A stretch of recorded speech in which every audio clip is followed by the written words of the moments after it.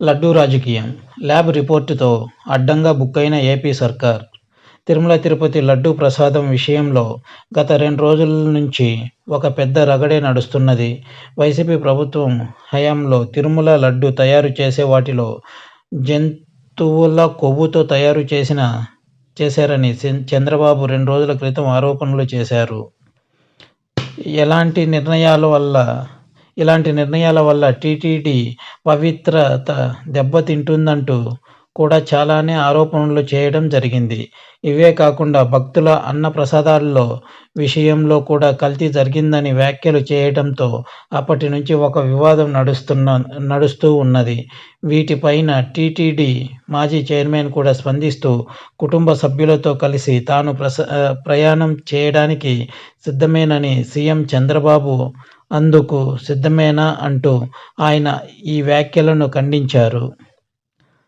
అయితే ఇవన్నీ కూడా ల్యాబ్ రిపోర్టులో వచ్చిన అంశాలే అంటూ టీడీపీ నేతలు మాత్రం మళ్ళీ మాట మారుస్తున్నారు. తిరుపతి లడ్డూలో జంతువుల కొవ్వుతో పాటుగా కొన్ని అభ్యంతరకరమైన పదార్థాలు ఉన్నాయనే విధంగా ల్యాబ్ రిపోర్టులో వచ్చాయని కూటమి ప్రభుత్వం తెలుపుతోంది.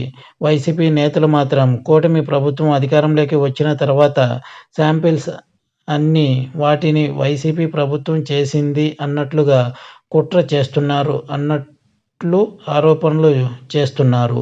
ఈ విషయంపైన హిందూ ధర్మం ప్రచారకుడు రాధా మనోహర్ కూడా లడ్డూ నాణ్యతను ప్రశ్నించడం జరిగింది. కానీ ల్యాబ్ రిపోర్టులో మాత్రం లడ్డూ తయారీ వినియోగిస్తున్న నెయ్యి నాణ్యమైనదా లేదా అనే విషయాన్ని తెలుసుకునేందుకు గుజరాత్లోని ఎన్డీడీపీకి చెందిన ల్యాబ్కి పంపించారట. జూలై 8వ తేదీన పంపగా వాటర్ రిపోర్ట్ అదే నెల 16వ తేదీ వచ్చిందట. తమిళనాడు ప్రాంతానికి చెందిన కంపెనీ ఈ నెయ్యిని అందిస్తూ ఉండేది.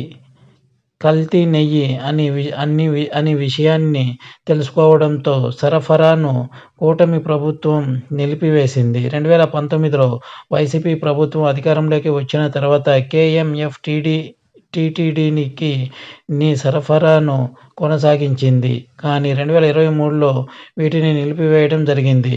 నెయ్యి నాణ్యత విషయంలో లోపం గుర్తించిన అధికారులు నిలిపివేశారట.